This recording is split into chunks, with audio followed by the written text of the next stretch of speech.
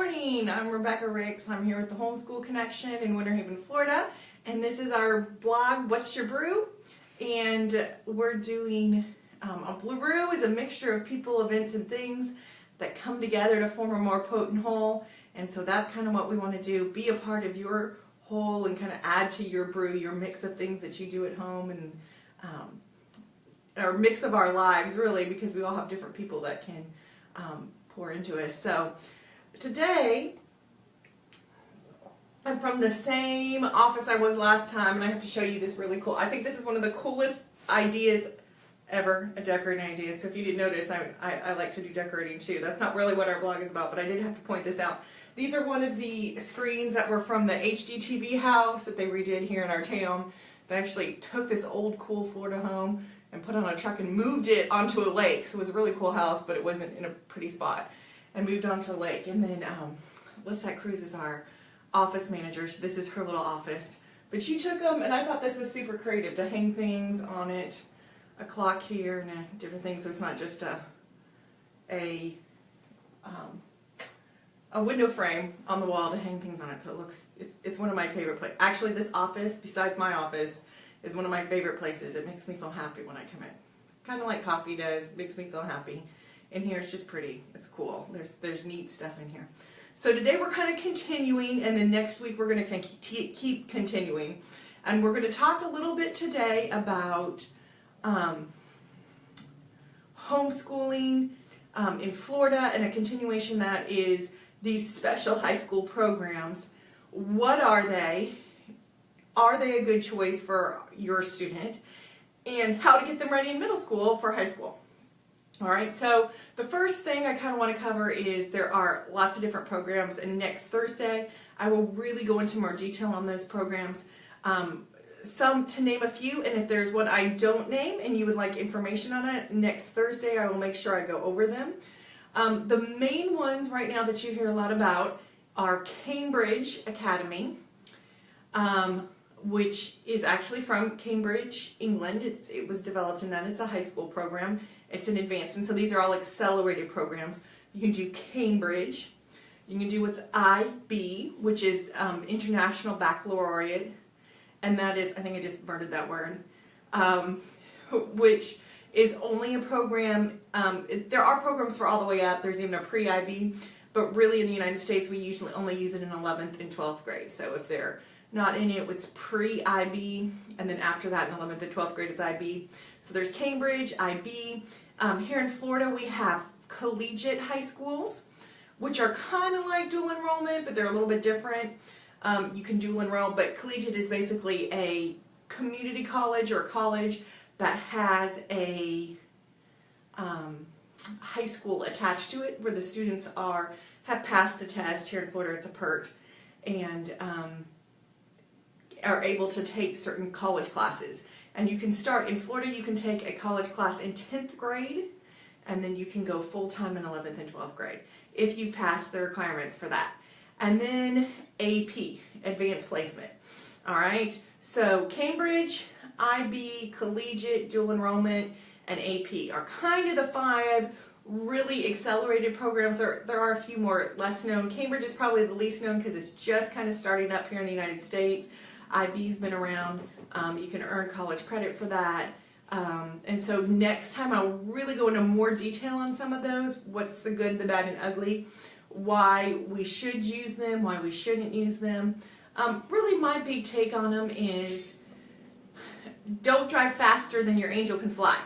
Okay, so the big thing is if you know your student can do that, that is great. But the biggest worry is sometimes I see a lot of kids come in and they do, especially pre-IB in Cambridge, because they are very advanced, very, very advanced. Collegiate, not so much. I mean, it's good, it's advanced, but it's not as hard. So in hardness level, it would be IB, Cambridge, AP, and then collegiate, okay? Collegiate, I'm only ranking number 4 as hard because these other ones, you have to be able to pass these really high stakes tests. And it's kind of like if you don't pass the AP exam, you don't get credit for it as an AP class. You don't get the AP credit. If you don't pass the IB exam, you can't count it as an IB, or the Cambridge. So collegiate, you do have to pass a class. It's a little bit, and it is hard. I mean, you're taking a high school class in college. You know, I wish they would have had that. I would have been all over it when I was in high school, because I would have thought I was smart and could have taken them. I don't know. Well, but we didn't have that when I went. So it is a great opportunity because you can earn college credit while you're still in high school. And so that's what all of these programs really do. They're for you to earn college credit while you're in high school. But you have to do, I guess, really the why or the how you homeschool, or which of these you decide to choose, really depends on what your end goal is, okay? If your end goal is to become a surgeon, and you know that you're going to have to go to school and it's going to cost you $1 million, literally, I'm not really sure how much it costs to become a doctor, but I'm sure it's close to $1 million if you think how much it is. If you're going to pay $1 million to become a doctor, then you probably really want to take some of these advanced classes in high school. But you have to be really, really driven to do them. The other thing is, in IB and Cambridge is International Baccalaureate. IB, that's what it stands for. And Cambridge is developed. So the thought behind IB and Cambridge was to be able, okay, so we have Common Core in the United States. The thought behind Common Core, which was developed by a group of governors who got together and said, wouldn't it be awesome if someone that traveled from Florida traveled to Georgia and we were all on the same lesson and we all taught the same thing and we all were on the same page, so a student every day in every class could go from state to state and be exactly on the same page from state to state, statewide. That was the thought for Common Core. So the idea behind it was, it sounds like a good idea. We've never been able to all coordinate and get together for it to quite work like that, but it sounds like a great idea. That's kind of what IB and Cambridge are for. They are for the thought that there are students that will move around internationally. Whether a student moves from Dubai to Switzerland to Orlando to Colorado to China, everything would be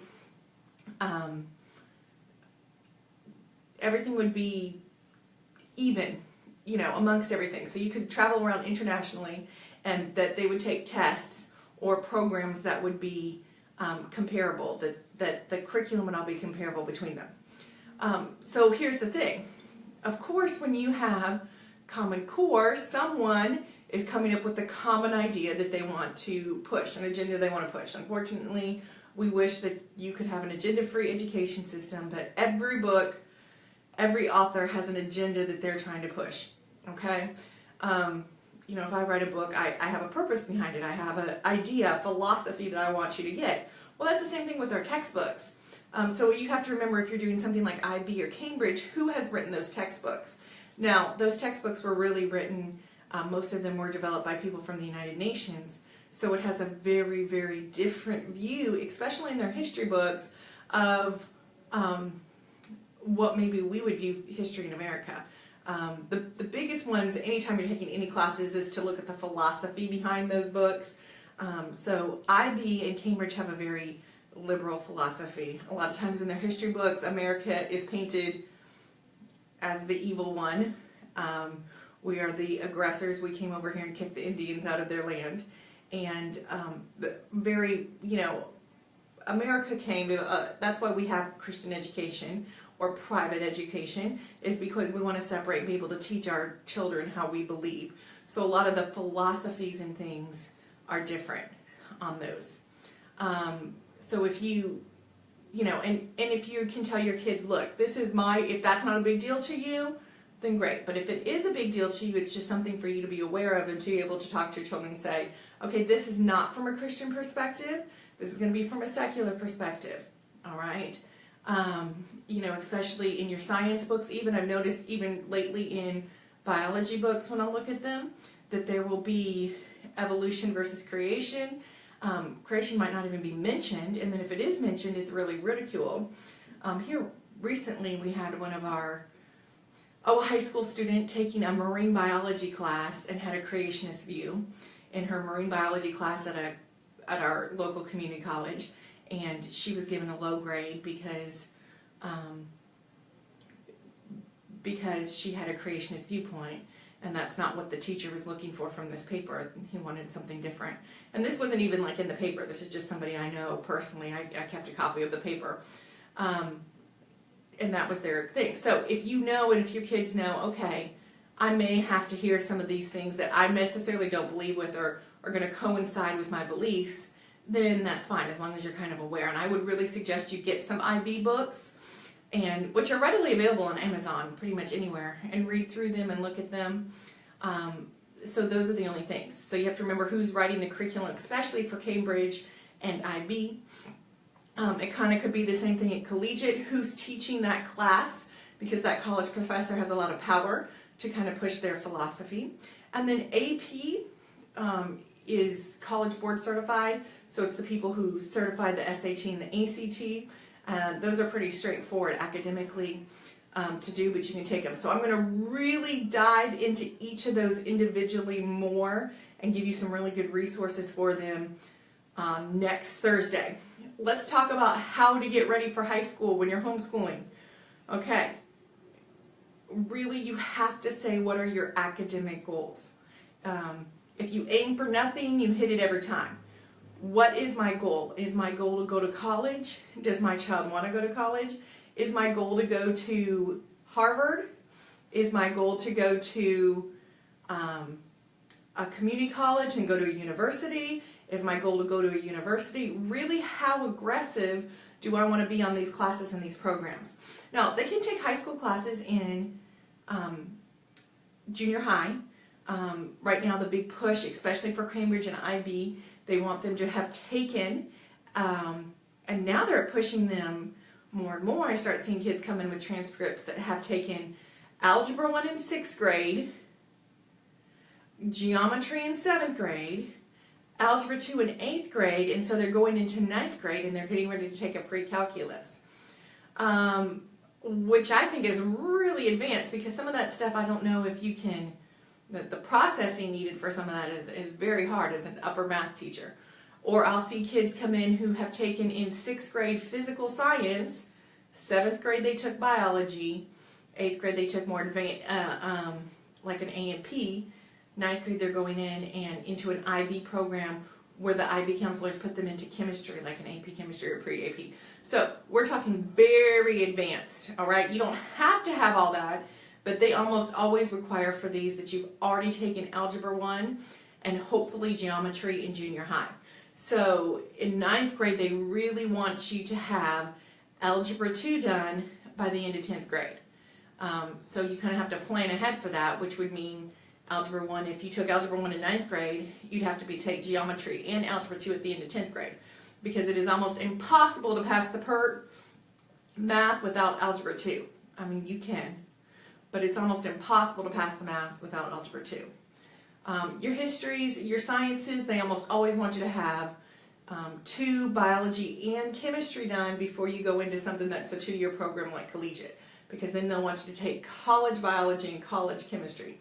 So kind of if you're getting ready for this program in middle school, you have to kind of figure out where your middle schooler is.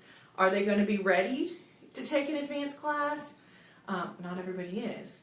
Are they going to be able to handle that if they do it? Or maybe you're just going to push for one class. So that's really kind of what you have to think about. There are goods and bads with all those programs. I mean, they're great. I think the thought of being able to get college credit while in high school is an amazing opportunity for kind of free college. I also think that, hey, there are kids now that are CLEPing and graduating from high school and getting a bachelor's almost. And that's great. That's really, I mean, that's amazing. Think of all the money they're saving.